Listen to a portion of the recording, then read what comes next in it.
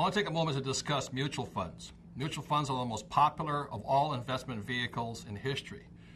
I'm often asked, why don't I recommend them? And I'd like to explain that right now. Mutual funds are designed primarily for people who have this type of education. As I said earlier, there's three basic types of education which are required for financial success in the real world. That's academic, professional, and financial. Our school system has very little financial or investor education. So my poor dad was the man who always said, this is very important education. My rich dad said this was important education. So to answer the question on mutual funds, this is the way it goes. If you have only this type of education, academic and professional, then mutual funds are perfect for you. That's who they were designed for. If you want to invest in other investment vehicles, then in most cases it will require more financial education. And it's not financial education you can learn in a classroom.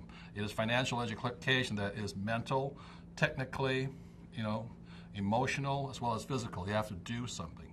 So mutual funds are great for these people, but I personally would not invest in them or bet my financial future or my retirement on a mutual fund.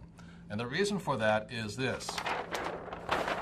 As we have all found out just recently, but most of us known for years, or professional investor needs to know, any market has three basic trends: an uptrend, downtrend, and a sideways trend. This is called a bull, this is called a bear, this is called a channel market. Mutual funds in most cases do well in a bull market, and they take a hammering in a bear market. So that's why I don't like them. The mutual funds I know lost so rapidly in the crash after March of 2000. The problem with mutual funds, they give you no personal control over your financial future. Market goes up, you do well. Market comes down, you lose in the channeling market. So that's why I don't like mutual funds.